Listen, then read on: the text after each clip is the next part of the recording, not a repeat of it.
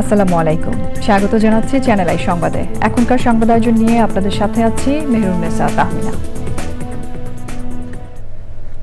বিস্তারিত সংবাদের শুরুতে জানিয়ে দিচ্ছি ফ্রেশ আটা, ময়দা, সুজি সংবাদ শিরোনামগুলো। ব্রিটিশ প্রধানমন্ত্রীর সাথে দেখা না হওয়ায় কার হতাশ হওয়া উচিত? প্রধান উপদেষ্টার প্রশ্ন। টিউলিপের বিষয়টি আইনি প্রক্রিয়ায় এগিয়ে যাবে মন্তব্য। লন্ডনে তারেকের সঙ্গে বৈঠককে ইতিবাচক বলছেন উপদেষ্টারা। মামলার জিএ না রেখে পাচার অর্থ উদ্ধারই প্রধান কাজ বললেন গভর্নর। ডেঙ্গুতে গত 24 ঘন্টায় একজনের মৃত্যু, হাসপাতালে ভর্তি 249। ডেঙ্গু পরিস্থিতি উদ্বেগজনক বলছেন স্বাস্থ্য বিশেষজ্ঞরা। সরকারের সাথে আলোচনা করে নির্বাচনের তারিখ ঘোষণা করবে ইসি। কোনোভাবেই ভোট সন্ত্রাসের সুযোগ না দেওয়ার হুঁশিয়ারি। ঢাকা দক্ষিণ সিটির জরুরি সেবা কার্যক্রম চালিয়ে নিতে ইশরাকের ঘোষণা। সমস্যা সমাধানে প্রধান উপদেষ্টার হস্তক্ষেপ কামনা। এবং ইসরায়েলি হামলার জবাবে তেহরানের ড্রোন ও ক্ষেপণাস্ত্র হামলায় নিহত 14। দুপক্ষকে চুক্তিতে পৌঁছাতে মার্কিন প্রেসিডেন্টের আহ্বান।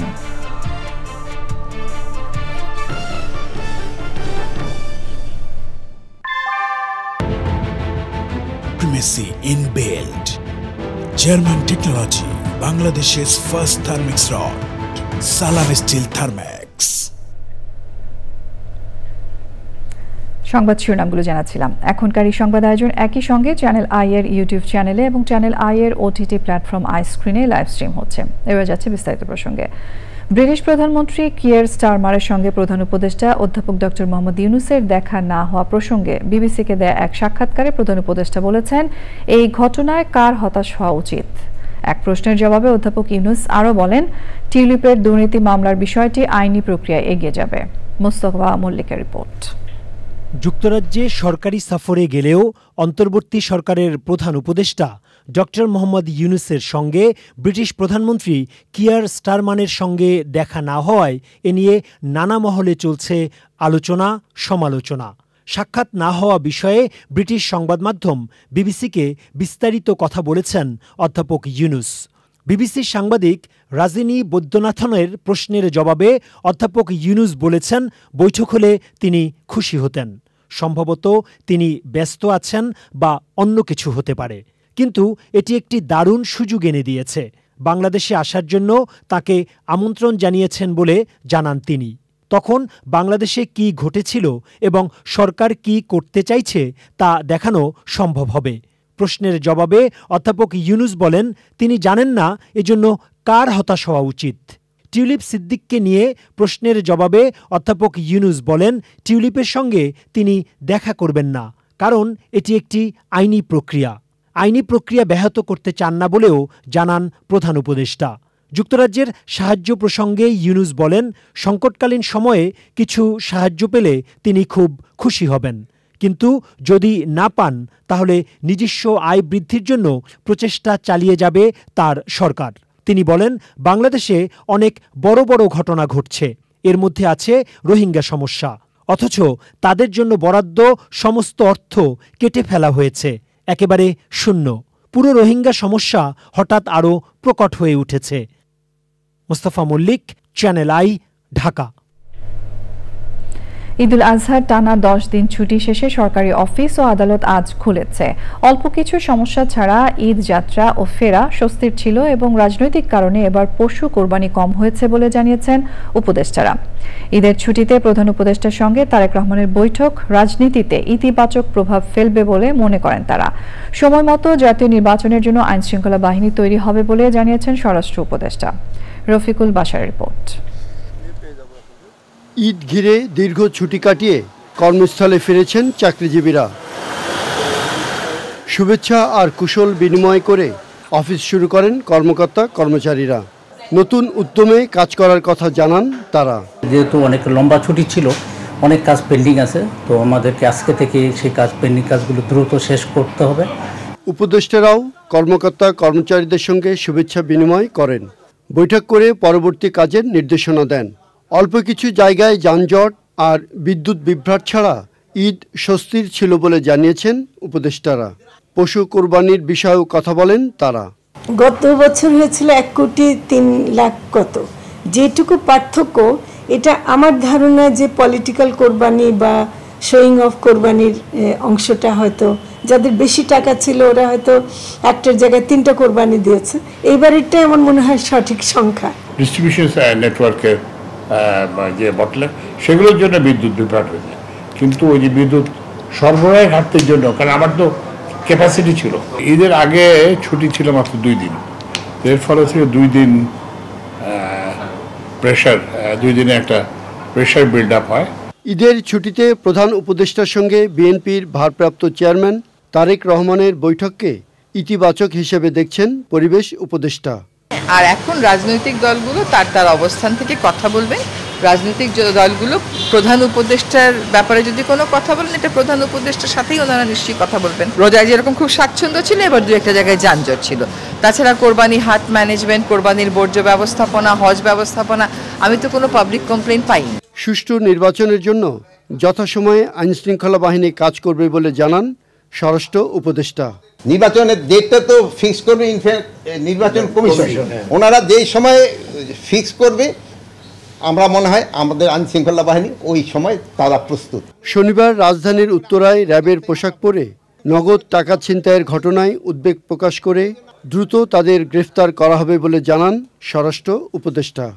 এটার সাথে যেই জড়িত আমরা খুব যত তাড়াতাড়ি সম্ভব যেন আইনের আওতায় নিয়ে আসতে পারি। Rafiqul Bashar, channel I, Dhaka. Bangladesh bank governor doctor Ahsan Habib Mansur বলেছেন, বছরের পর বছর মামলা জিইয়ে রাখা নয়, বরং লুটপাটের মাধ্যমে পাচার হওয়া অর্থ উদ্ধার করা তার প্রধান উদ্দেশ্য। দীর্ঘ ছুটির পর প্রথম কার্যদিবসে সহকর্মীদের সঙ্গে শুভেচ্ছা বিনিময়ের পর সাংবাদিকদের তিনি বলেন, মামলা চালিয়ে যাওয়ার পাশাপাশি সমঝোতার মাধ্যমেও লুটেরদের কাছ থেকে যতটা সম্ভব অর্থ আদায়ের চেষ্টা থাকবে। রিজভিন আজ রিপোর্ট।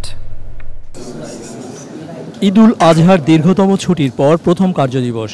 সপ্তাহের প্রথম কার্যদিবসের সকাল থেকেই সরকারি বেসরকারি অফিস, ব্যাংক, বিমায় কর্মচাঞ্চল্য। ঈদের শুভেচ্ছা বিনিময় সহকর্মীদের সঙ্গে। ব্যাংকিং সেবা আমরা অটুটি রয়েছে, এখানে কোনো ব্যাঘাত ঘটে নাই। আমাদের সহকর্মীরা সবাই এসেছে, সবাই উপস্থিতি শতভাগ।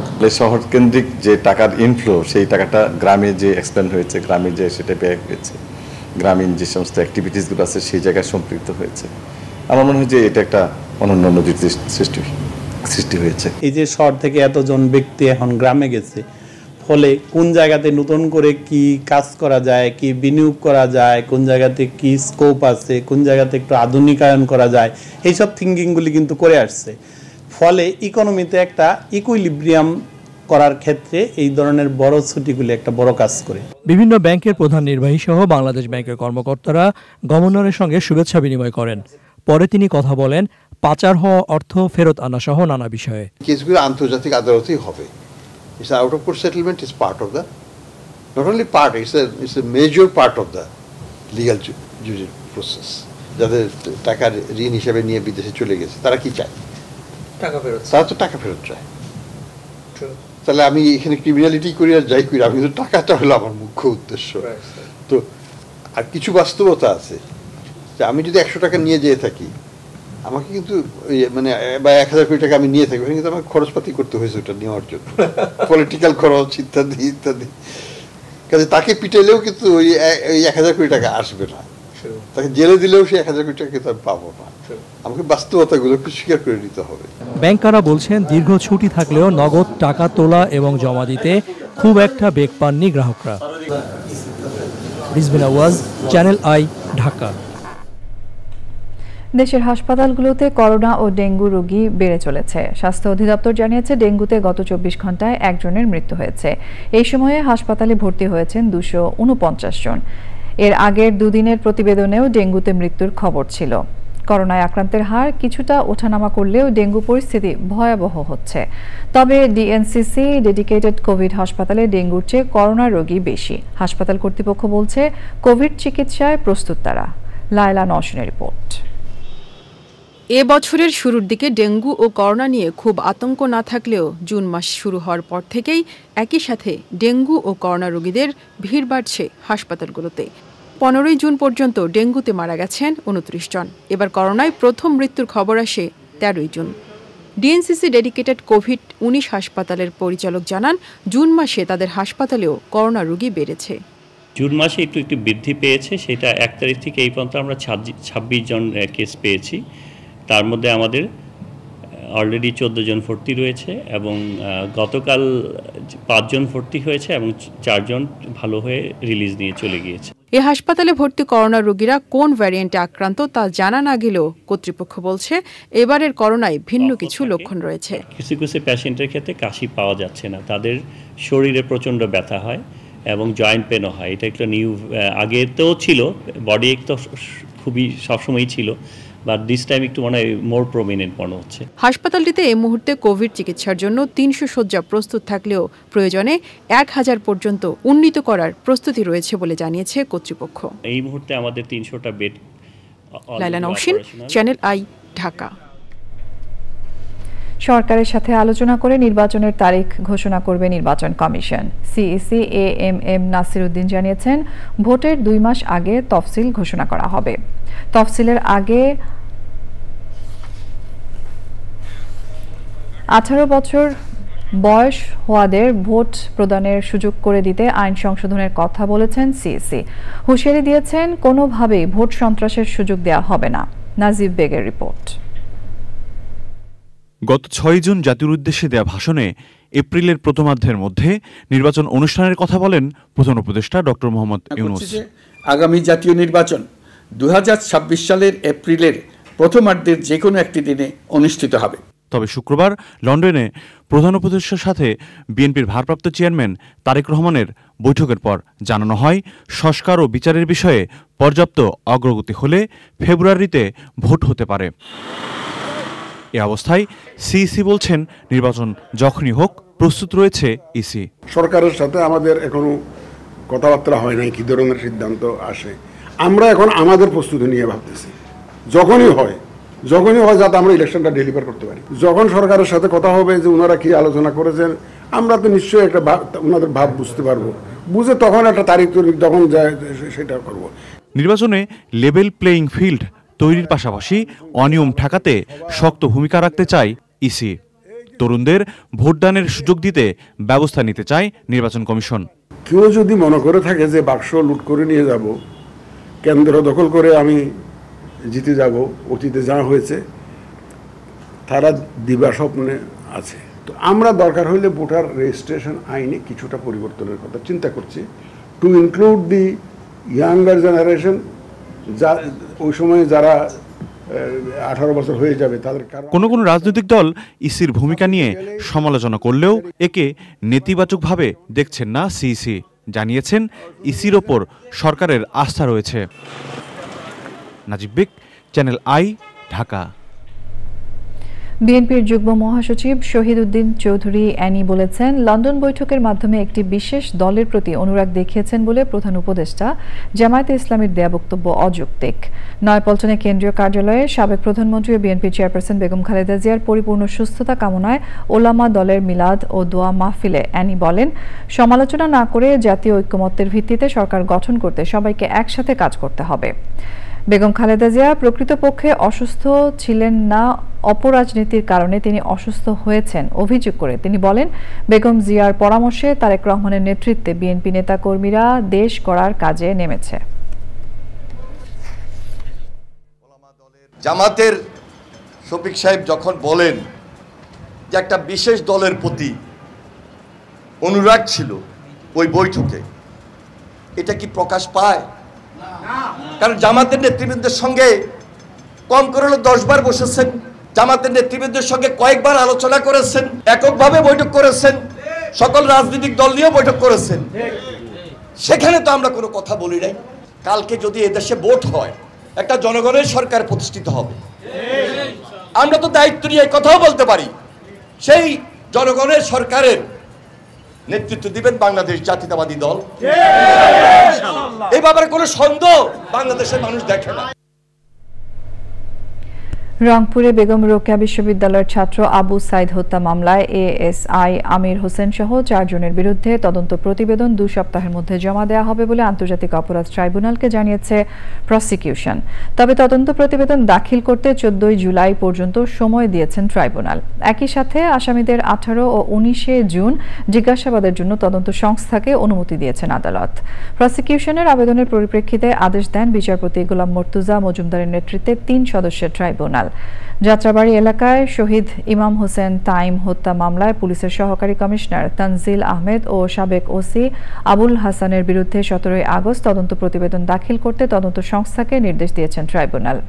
আর গাজীপুরের কোনাবাড়ি থানার পাশে কলেজ ছাত্র হৃদয়কে গুলি করে হত্যার ঘটনায় করা মামলায় কোনাবাড়ি থানার সাবেক ভারপ্রাপ্ত কর্মকর্তা এম আশরাফ উদ্দিন, কনস্টেবল শফিকুল ইসলাম, আকরাম হোসেন, ফাহিম ও মাহমুদুল হাসান সজীবের বিরুদ্ধে 17 আগস্ট তদন্ত প্রতিবেদন জমা দিতে বলেছেন ট্রাইব্যুনাল।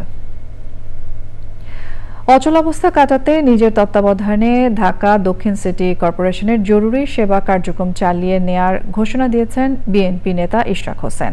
শপথ পড়ানো ও দায়িত্ব বুঝিয়ে দেওয়ার দাবিতে গণ অবস্থান কর্মসূচিতে যোগ দিয়ে তিনি বলেন, আন্দোলন থেকে সরে আসার কোনো সুযোগ নেই। দ্রুত সমস্যা সমাধানে প্রধান উপদেষ্টার হস্তক্ষেপ চেয়েছেন তিনি। শহীদুল্লাহ রাজ রিপোর্ট। বিএনপি নেতা ইশরাক হোসেনকে ঢাকা দক্ষিণ সিটি কর্পোরেশনের মেয়র হিসেবে শপথ পড়ানোর দাবিতে তার সমর্থক ও ডিএসসিসি কর্মচারী ইউনিয়নের আন্দোলন দ্বিতীয় মাসে গড়িয়েছে। ঈদের ছুটির পর রোববার সরকারি অফিস খুললেও নগর ভবনের তালা খোলেনি। সকাল থেকেই নগর ভবনের সামনে অবস্থান নেন ইশরাকের সমর্থকরা। বেলা 11টার দিকে নগর ভবনে আসেন ইশরাক। আন্দোলন থেকে পিছু হটার কোনো সুযোগ নেই উল্লেখ করে ইশরাক বলেন, স্থানীয় সরকার উপদেষ্টা সংবিধান লঙ্ঘন করেছেন। স্থানীয় সরকার উপদেষ্টা তিনি যে শপথ ভঙ্গ করেছেন, তিনি সংবিধানকে লঙ্ঘন করেছেন। যেই শপথ নিয়ে তিনি উপদেষ্টা হয়ে গাড়িতে পতাকা লাগিয়ে ঘুরে বেড়াচ্ছেন, সেই সংবিধানকে তিনি লঙ্ঘন করেছেন। বাংলাদেশের সর্বোচ্চ আদালত সুপ্রিম কোর্টের আপিল বিভাগকে তিনি ক্রমাগত অবমাননা করে চলেছেন।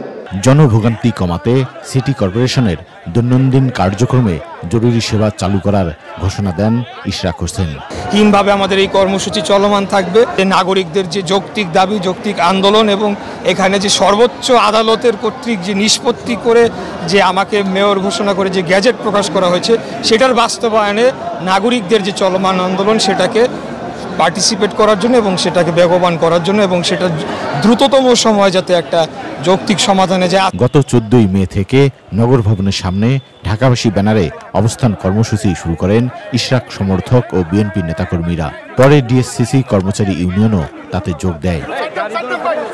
Shahidullah Raju, channel I, Dhaka. নারীদের রাজনৈতিক ক্ষমতায়নের জন্য আগামী নির্বাচনে সংরক্ষিত আসনের পরিবর্তে সরাসরি নির্বাচন চায় নাগরিক কোয়ালিশন। নাগরিক কোয়ালিশনের সেমিনারে বিভিন্ন রাজনৈতিক দলের প্রতিনিধিরা বলেন, নতুন কিছু করতে যাওয়া এখন সম্ভব নাও হতে পারে। তবে ডক্টর দেবপ্রিয় ভট্টাচার্য বলেছেন, নারীদের প্রত্যক্ষ ভোটে নির্বাচিত হয়ে আসার সুযোগ দিতে হবে। রিয়াজ ইসলামের রিপোর্ট। রাজধানীতে নাগরিক কোয়ালিশনের আয়োজনে নারীর রাজনৈতিক ক্ষমতায়নে সংসদে সরাসরি ভোটে নারী প্রতিনিধিত্ব নির্বাচন, প্রয়োজনীয়তা, চ্যালেঞ্জ ও সমাধান শীর্ষক সেমিনার আয়োজনে অংশ নিয়ে বক্তারা বলেন, দলীয় মনোনয়নের ভিত্তিতে নয়, যোগ্যতা ও নিজস্ব নির্বাচনী ম্যান্ডেট নিয়েই নারীদের প্রতিনিধিত্ব নিশ্চিত করতে হবে।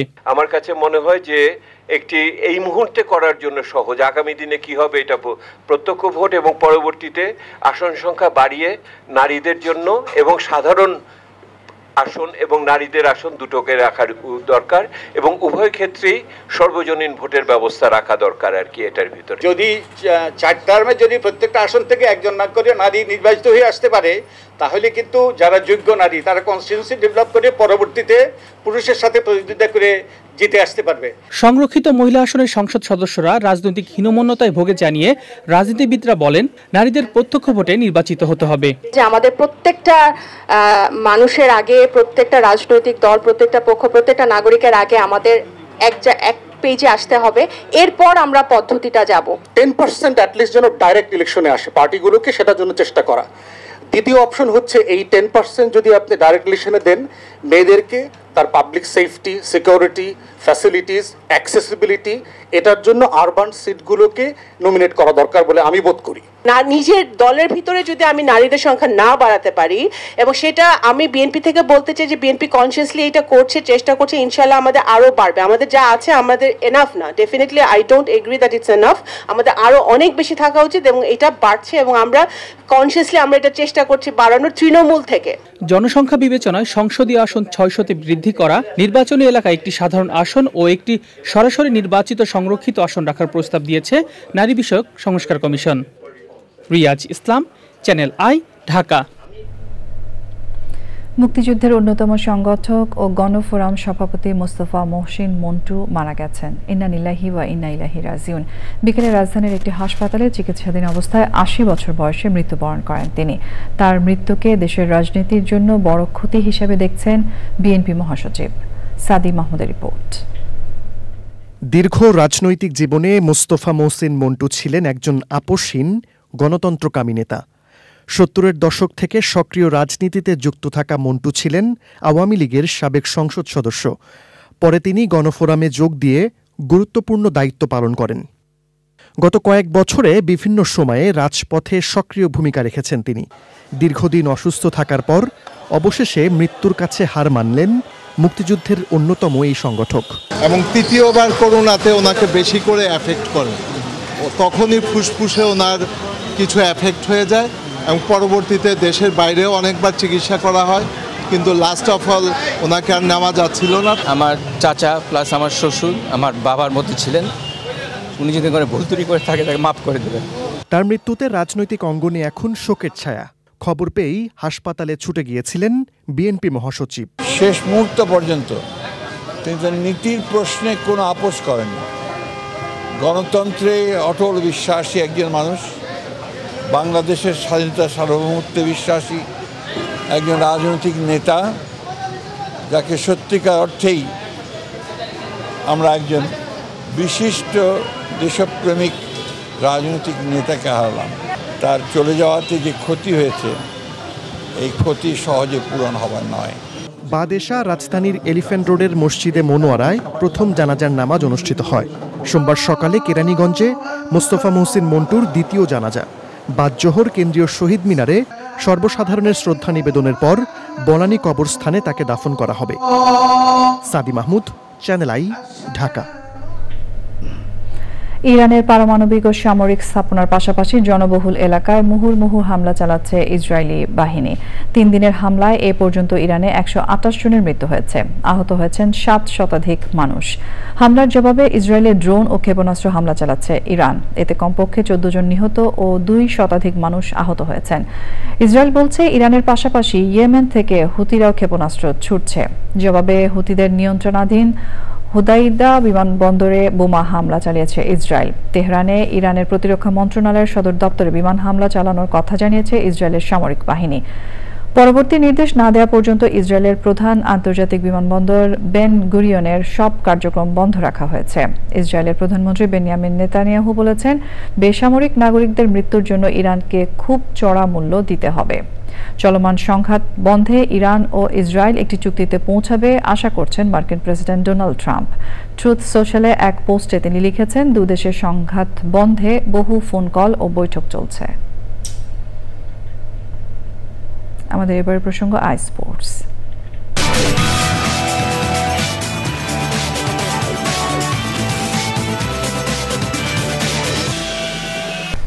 যাচ্ছি পরের সংবাদে। বিশেষ বিজ্ঞপ্তি প্রকাশের দাবিতে মানববন্ধন করেছে বেসরকারি শিক্ষক নিবন্ধন ও প্রত্যয়ন কর্তৃপক্ষের নিয়োগ প্রত্যাশীরা।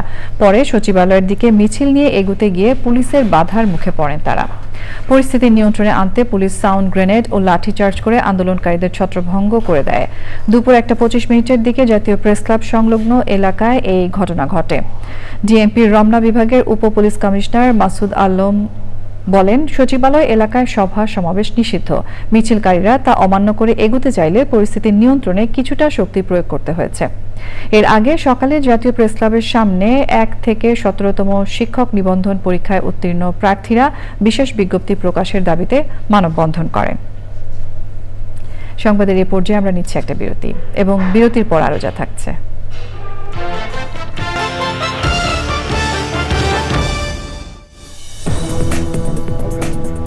স্বাগত জানাচ্ছি আরো একবার চ্যানেল আই সংবাদে।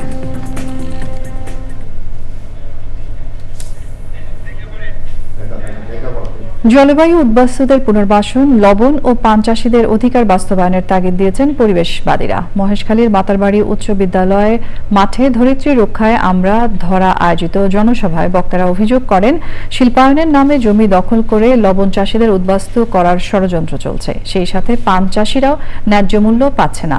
উপকূলের প্রাণ প্রকৃতি রক্ষায় এসব ষড়যন্ত্র কোনোভাবেই করতে দেওয়া হবে না বলে হুঁশিয়ারি দেন বক্তারা। অনুষ্ঠানে ধরিত্রী রক্ষায় আমরা ধরার কেন্দ্রীয় সদস্য সচিব শরীফ জামিল সহ সংশ্লিষ্টরা উপস্থিত ছিলেন। এবার রয়েছে নিটোল তথা আন্তর্জাতিক সংবাদ।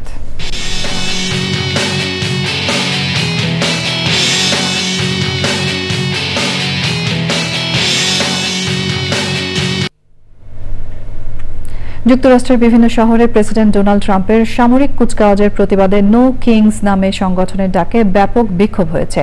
ওয়াশিংটন ডিসিতে অনুষ্ঠিত বিরল সামরিক কুচকাওয়াজের প্রতিবাদে এই বিক্ষোভ হয়।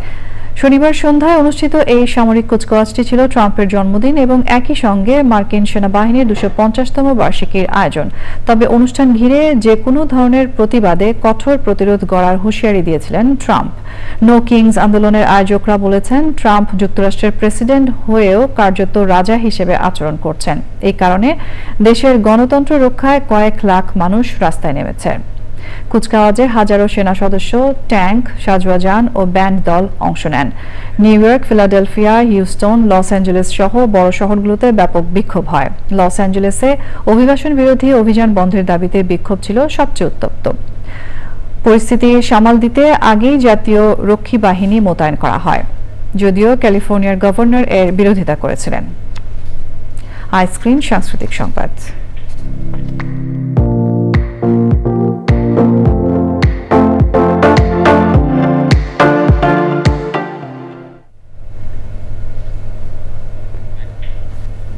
প্রাণ প্রকৃতি রক্ষার আহ্বানে উদযাপন করা হয়েছে বর্ষা উৎসব 1432। বাংলা একাডেমি ও চারুকলার বকুলতলায় উৎসবের মাধ্যমে বর্ষাকে বরণ করে নেওয়া হয়। সুলতানা হিমো রিপোর্ট। বিজলি চমকায় আমার বন ছায়, বিজলি চমকায় আমার বন ছায়। ঋতুচক্রে আবার এসেছে আষাঢ়। আকাশ ছেয়ে মেঘ আর নবধারা জলে বর্ষা ঋতু স্নাত হওয়ার কথা থাকলেও জলবায়ু পরিবর্তনের প্রভাবে বর্ষা যেন আজ রুষ্ট। তাই গীতি কবিতা গানে ঋতুবৈচিত্র্যকে বাঁচানোর আহ্বানে এবারের বর্ষা উৎসব উদযাপন। বর্ষায় মনের ময়ূর জেগে উঠুক, বর্ষার পানিতে সব দুঃখ কষ্ট ধুয়ে মুছে চলে যাক। এই সময়ে হচ্ছে এই প্রাণ প্রকৃতি রক্ষা নিয়ে এই যে প্রতিবাদী একটা অনুষ্ঠান, যেটা বর্ষা উৎসবের মাধ্যমে আমরা প্রকাশ। বাংলা একাডেমি নজরুল মঞ্চে বাংলাদেশ উদীচী শিল্পী গোষ্ঠী আয়োজন করে বর্ষা উৎসবের। রাজধানীর পান্থকুঞ্জ উদ্যান রক্ষার আহ্বান জানান আয়োজকরা। উন্নয়নের যে চিন্তাটা, উন্নয়নের যে দর্শনটা, সেটা মানুষ কেন্দ্রিক এবং পরিবেশ কেন্দ্রিক হতে হবে। নগর জীবনে বর্ষা ঋতুর ঐতিহ্য তুলে ধরতে চারুকলার বকুলতলায় বর্ষা উৎসবের আয়োজন করে বর্ষা উৎসব উদযাপন পরিষদ। সবার বাংলাদেশ প্রতিষ্ঠার জন্য যে ধরনের অনুষ্ঠানের আয়োজন প্রয়োজন, সেই আয়োজনগুলো এগুলো যত বেশি করে শিকড় সন্ধানী এ ধরনের আয়োজন হবে, আপনাদের মধ্য দিয়ে সবার কাছে যা বার্তা যাবে, তত বেশি করে আমরা এরকম একটি সুন্দর সমাজ, অসাম্প্রদায়িক সমাজ গঠন করতে পারবো। বর্ষা উৎসব জুড়ে ছিল প্রাণ প্রকৃতি রক্ষার আহ্বান। Sultana Himu, channel I, Dhaka. এবারে রয়েছে কৃষি সংবাদ।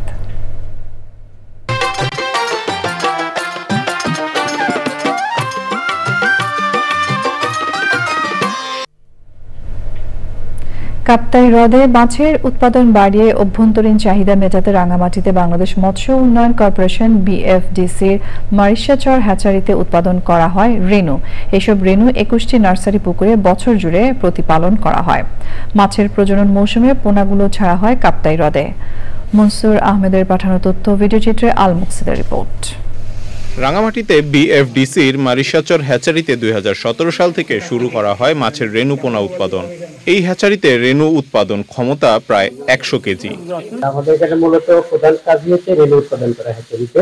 আমরা সর্বপ্রথম বুট পুকুর থেকে বুট মাছ সংগ্রহ করি। বছর রাখার পরে মাছটা যখন সাইজে এসে যায় তখন আমরা লেখা আপেল লিখি ও মুক্ত করি। বিএফডিসির কর্মকর্তা জানান হ্যাচারিতে দুটি ব্রুড পুকুর রয়েছে। সেগুলোতে হালদা নদী ও কাপ্তাই হ্রদের রুই, কাতল ও মৃগেলের ব্রুড মাছ রয়েছে। এখানে আমরা 70 কেজির মতো রেণু উৎপাদন করি, কিন্তু আমাদের হ্যাচারির সক্ষমতা হচ্ছে 100 কেজি। এখানে 100 কেজি আমরা করতে পারি না আমাদের পুকুর স্বল্পতার কারণে। হ্যাচারিতে উৎপাদিত রেণুর পরিমাণ বাড়াতে নতুন নতুন পুকুর ব্যবস্থার ওপর জোর দেওয়া হচ্ছে বলে জানান বিএফডিসি। পুকুরগুলো অনেকে ব্যক্তিগত পর্যায়ে বিভিন্ন চাষ করে থাকে এবং সব ক্ষেত্রে আমরা অনেক সময় আমরা পুকুরও পাচ্ছি না। তো আমরা এটা আমাদের চেষ্টা অব্যাহত রয়েছে যাতে করে আমরা পুকুরগুলো আরো বেশি সংখ্যা পুকুর আমরা যাতে করতে পারি এবং আমাদের লক্ষ্যমাত্রায় যাতে আমরা পৌঁছতে পারি। মাছের প্রজনন বাড়ানো সহ এই অঞ্চলের সার্বিক উন্নয়নে ভূমিকা রাখছে কাপ্তাই হ্রদ। অপার সম্ভাবনাময় এই কাপ্তাই হ্রদ ও সেখানকার মৎস্য সম্পদ রক্ষায় সরকারি মাস্টার প্ল্যান প্রয়োজন বলে মনে করেন সংশ্লিষ্টরা। আল মুকসিদ, চ্যানেল আই। প্রকৃতি সংবাদ।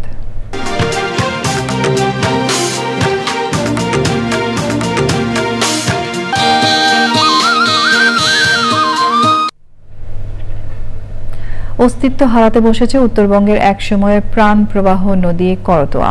তবে দখল, দূষণ আর অব্যবস্থাপনায় করতোয়া এখন মৃতপ্রায়, আর এতে হুমকিতে পড়েছে নদীর বাস্তুতন্ত্র। স্থানীয়দের মতে নদীটিকে রক্ষা করা এখন সময়ের দাবি। প্রয়োজন সচেতনতা, পরিবেশ বান্ধব পরিকল্পনা এবং সরকারি উদ্যোগ। রৌফ জালালের তথ্যচিত্রে সঞ্জিদা স্নিগ্ধার রিপোর্ট। বগুড়ার এক সময়ের প্রমত্তা নদী করতোয়া। যমুনার শাখা নদীটির রূপ লাবণ্য আর মৎস্য সম্পদে ছিল সমৃদ্ধ। প্রাণবন্ত নদীটি আজ দখল, দূষণ, শিল্পবর্জ্য ও আবর্জনার ভারে নুয়ে পড়েছে। দূষণ আর অসচেতনতার কারণে হারাচ্ছে জীববৈচিত্র্য, কমে যাচ্ছে কৃষিকাজের উপযোগিতা, আর এতে পরিবেশ বিপর্যয়ের শঙ্কাও তৈরি হয়েছে। আগে নদীর পানিতে মাছ চাষ সহ চাষাবাদ করা গেলেও এখন অনেক জায়গায় পানি না থাকায় নানা দূষণে ছড়াচ্ছে দুর্গন্ধ ও রোগ জীবাণু। এই নদীতে সব পাওয়া গেছে। এই নদীতে এখন কুচিয়া, ব্যাং কিচ্ছু থাকে না, শামুক থাকে না, মাছ তো দূরেই থাকলো। মানুষ মাছ খাইবার পারে না, মারিবার পারে না। নদীর চারপাশে আবাদ বসত বাড়ি ঘর করে নদী বিলীন হয়ে পরিবেশও নষ্ট হয়ে যাচ্ছে। এই নদীর পানি আমরা খাসি, আর এখন বর্তমানে এই নদীর পানি কিচ্ছু করা যাচ্ছে না, গোসলও করা যাচ্ছে না। টাউনের যত ময়লা নদীতে এসে পড়ে, নদীর পানি কালো হয়ে যায়। দূষণ রোধে বর্জ্য ব্যবস্থাপনায় জোর দেওয়ার পাশাপাশি পরিস্থিতি উত্তরণের উদ্যোগের কথা জানিয়েছেন স্থানীয় প্রশাসন। পৌরসভার অংশের মধ্যে কিছু বর্জ্য ফেলা হয়, সেটা আমরা অপসারণ করে একটা প্রবাহমান ধারা নিয়ে আসতে সক্ষম হব। আমরা আশা করি যদি আমরা এই প্রকল্পটা পাশ হয়ে আসে তাহলে শেরপুর অংশে করতোয়ার যে নদীর যে প্রবাহমান ধারা সেটা ফিরিয়ে আসবে। করতোয়া শুধু উত্তরবঙ্গ নয়, এটি দেশের প্রাকৃতিক ঐতিহ্যের অংশ। তাই পরিবেশের ভারসাম্য রক্ষায় দ্রুত কার্যকর পদক্ষেপ নেওয়ার দাবি স্থানীয়দের। সঞ্জিদা স্নিগ্ধা, প্রকৃতি ও জীবন desk, Channel I. Dhaka Bank PLC বাণিজ্য সংবাদ।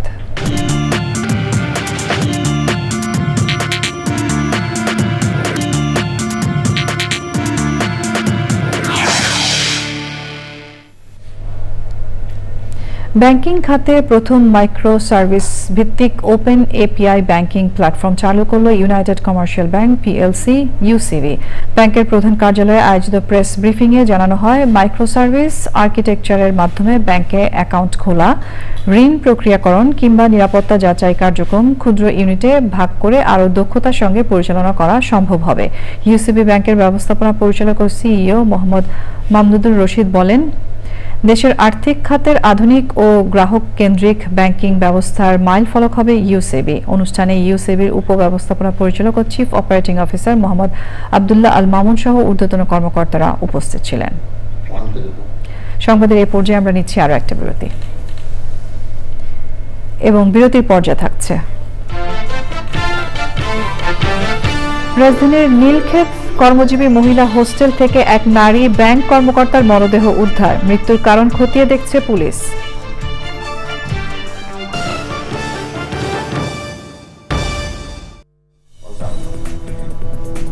স্বাগত জানাচ্ছি আরও একবার চ্যানেল আই সংবাদে। রাজধানীর নীলক্ষেত কর্মজীবী মহিলা হোস্টেল থেকে এক নারী ব্যাংক কর্মকর্তার মরদেহ উদ্ধার করেছে পুলিশ। তার নাম রিয়া আক্তার শান্তা। তিনি অগ্রণী ব্যাংকের চকবাজার শাখার ক্যাশ কাউন্টারে কর্মরত ছিলেন। দুপুরে হোস্টেলের একটি রুম থেকে সিলিং ফ্যানে ঝুলন্ত অবস্থায় তার মরদেহ উদ্ধার করা হয়। পুলিশ জানিয়েছে ওই রুমে তার সঙ্গে আরও ৩ জন থাকতেন। তার মৃত্যুর পেছনে পারিবারিক নাকি অন্য কোনো কারণ আছে তা খতিয়ে দেখছে পুলিশ। সেখানে দরজা বন্ধ পাওয়া যায় ভিতর থেকে। পরবর্তীতে কর্মজীবী নারী হোস্টেলের স্টাফদের সহযোগিতায় দরজা ভেঙে ভিতরে প্রবেশ করে রিয়া আক্তার শান্তা, বয়স ৩০, ওনার ঝুলন্ত লাশ পাই। উনি হচ্ছে ওড়না দিয়ে ফ্যানের সাথে, সিলিং ফ্যানের সাথে ওড়না দিয়ে ঝুলে আত্মহত্যা করেছেন বলে প্রাথমিকভাবে বোঝা যাচ্ছে। ঢাকা খুলনা মহাসড়কের গোপালগঞ্জের গোপীনাথপুরে 4টি গাড়ির সংঘর্ষে হাইওয়ে পুলিশের এক এএসআই সহ 2 জন নিহত হয়েছেন। আহত হয়েছেন কমপক্ষে 20 জন। গুরুতর আহতদের গোপালগঞ্জ 250 শয্যা হাসপাতালে চিকিৎসা দেওয়া হচ্ছে।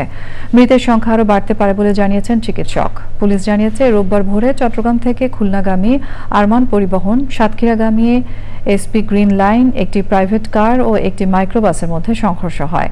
এতে হাইওয়ে পুলিশের এএসআই মোহাম্মদ রফিক ও একজন বাস যাত্রী ঘটনাস্থলে নিহত হন। দুর্ঘটনার পর ঢাকা খুলনা মহাসড়কে প্রায় 1 ঘন্টা যানবাহন চলাচল বন্ধ থাকে।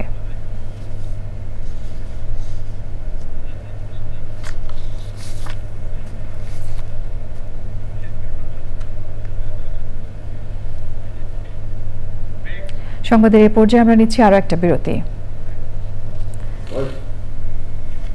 এবং বিরতির পর খেলার খবরে যা থাকছে।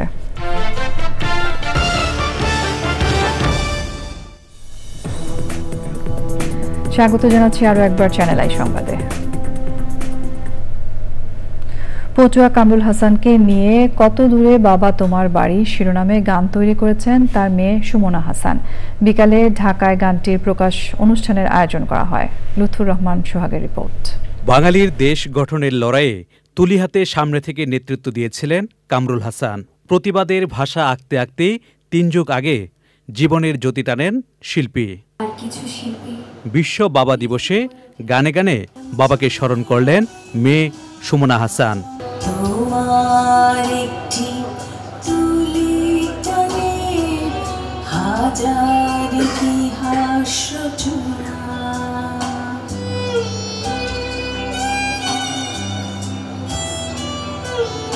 ঢাকায় গান প্রকাশ অনুষ্ঠানে সুমনা হাসান জানালেন বাবাকে নিয়ে একজন সন্তানের অনুভূতি কিভাবে গানে ধরা পড়ল। বাবাকে নিয়ে একটা কিছু করব, একটা গান লেখা যায় কিনা, এই অনুভূতিটা কে পারবেন ঠিক আমার মতো করে প্রকাশ করতে গানের মাধ্যমে। তো এটা ভাবতে ভাবতে অনেক বছর কেটে গেছে। একজন সঙ্গীত শিল্পীকে আমার বাসায় আহ্বান করেছিলাম যে আমাকে একটু ভয়েস থেরাপি করাবার জন্য। তার কাছে আমার ইচ্ছাটা আমি ব্যক্ত করলাম। তিনি তখন ভেবে বললেন যে আপনি এক্স্যাক্টলি কিরকম অনুভব করছেন সেটা তো আরেকজনের পক্ষে প্রকাশ করাটা খুব কঠিন। আমিও দেখলাম ভেবে যে আসলে তো তাই। সুমনা হাসানের আশা যাদের কাছে বাবা মানে এক আকাশ, তাদের ছুঁয়ে যাবে তার গান। লুৎফুর রহমান সোহাগ, চ্যানেল আই, ঢাকা। ঈদুল আজহার পর যশোরের সবচেয়ে বড় চামড়ার মোকাম রাজারহাটে দ্বিতীয় হাটেও জমেনি চামড়ার বেচাকেনা। প্রান্তিক ব্যবসায়ীরা বলছেন পর্যাপ্ত সরবরাহ থাকলেও হাটে বড় ক্রেতার অনুপস্থিতি ও নগদ অর্থ সংকটের কারণে বিপাকে পড়েছেন তারা। নগদ অর্থ না থাকায় স্থানীয় ক্রেতারাও চামড়া কিনতে আগ্রহী নন। তবে সামনের হাটে বেচাকেনা ভালো হবে বলে আশা করছেন সংশ্লিষ্টরা। যশোর প্রতিনিধি আকরামুজ্জামানের রিপোর্ট। দেশের দক্ষিণ পশ্চিমাঞ্চলের সবচেয়ে বড় চামড়ার মোকাম যশোরের রাজারহাট। প্রতি বছর কোরবানির ঈদ পরবর্তী হাটগুলোতে চামড়ার বিপুল সরবরাহের পাশাপাশি ক্রেতাদের উপস্থিতি থাকে। তবে এবছর পরপর 2টি হাট চামড়া বেচাকেনা নাই বললে চলে। শনিবার চামড়া মোকামে প্রায় 25,000 পিস চামড়া উঠলেও কাঙ্ক্ষিত ক্রেতার দেখা মেলেনি। 600-700 কিনা, 400 বিক্রি হচ্ছে। আবার যে ভালো যে মানের যে মালগুলো তা হাই গেলে বিক্রিতে 800 টাকা। আমার হলো 70 পিস দাম দেশে 400 টাকা, যা খেতিলের কাছ থেকে আমার 600 টাকা করে কিনা। 1300 টাকা করে, 1100 টাকা করে, এখন হাটে আইনে 600 টাকা বেচতে। তাহলে আমাদের উপায় কি বলেন? আড়তদাররা বলছেন হাটে ভালো মানের চামড়ার দাম তুলনামূলক ভালো। এসব চামড়া ঠিকভাবে সংরক্ষণ করতে পারলে আগামী হাটে ভালো দাম পাওয়ার আশা করছেন তারা। 10-15 হাজার চামড়া কম উঠছে, আসলে 50-60 হাজার টাকা চামড়া ওঠার কথা, সেখানে কম ওঠার মূলত কারণ একটা যে ব্যাংক বন্ধ। এর আগে বিগত দিনগুলোতে প্রায় 30-35-40 হাজার চামড়া, 50 হাজার চামড়াও উঠছে। ব্যাংক খোলার পর সামনের হাটগুলো জমে উঠবে বলে মনে করেন ইজারাদাররা। যারা ব্যবসায়ী বাইরের থেকে আসে চামড়া এখানে আমদানি করে, তারা স্বাধীনভাবে যাতে ব্যবসা করতে পারে, এর সার্বিকভাবে আমরা যারা হাট মালিক আছি তারা চেষ্টা করে যাচ্ছি। ঢাকার পরে দেশের দ্বিতীয় বৃহত্তম মোকাম যশোরের রাজারহাটে প্রতি সপ্তাহে শনিবার ও মঙ্গলবার হাট বসে। খুলনা বিভাগের 10টি জেলার পাশাপাশি ফরিদপুর, রাজশাহী, পাবনা, নাটোর ও ঢাকার বড় ব্যবসায়ীরাও এখানে চামড়া বেচাকেনা করে থাকেন। যশোর থেকে আকরামুজ্জামান, চ্যানেল আই। এবারে রয়েছে খেলার খবর।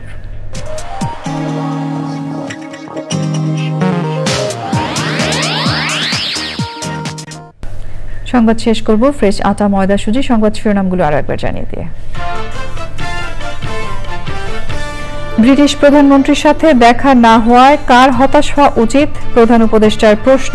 টিউলিপের বিষয়টি আইনি প্রক্রিয়ায় এগিয়ে যাবে মন্তব্য। লন্ডনে তারেকের সঙ্গে বৈঠককে ইতিবাচক বলছেন উপদেষ্টারা। মামলা জিয়ে না রেখে পাচার অর্থ উদ্ধারই প্রধান কাজ বললেন গভর্নর। ডেঙ্গুতে গত 24 ঘন্টায় একজনের মৃত্যু, হাসপাতালে ভর্তি 249। ডেঙ্গু পরিস্থিতি উদ্বেগজনক বলছেন স্বাস্থ্য বিশেষজ্ঞরা। সরকারের সাথে আলোচনা করে নির্বাচনের তারিখ ঘোষণা করবে ইসি, কোনোভাবেই ভোট সন্ত্রাসের সুযোগ না দেওয়ার হুঁশিয়ারি। ঢাকা দক্ষিণ সিটির জরুরি সেবা কার্যক্রম চালিয়ে নিতে ইশরাকের ঘোষণা, সমস্যা সমাধানে প্রধান উপদেষ্টার হস্তক্ষেপ কামনা।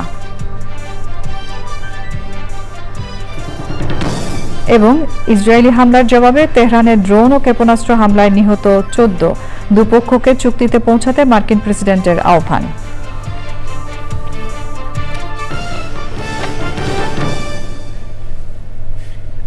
প্রিয় দর্শক, চ্যানেল আই সর্বশেষ সংবাদ জানতে ভিজিট করুন channelionline.com এ। যুক্ত থাকুন আমাদের সোশ্যাল মিডিয়া প্ল্যাটফর্মগুলোর সাথে। এই সঙ্গে শেষ করছি আমাদের এখনকার সংবাদ আয়োজন। ধন্যবাদ এতক্ষণ সঙ্গে থাকার জন্য।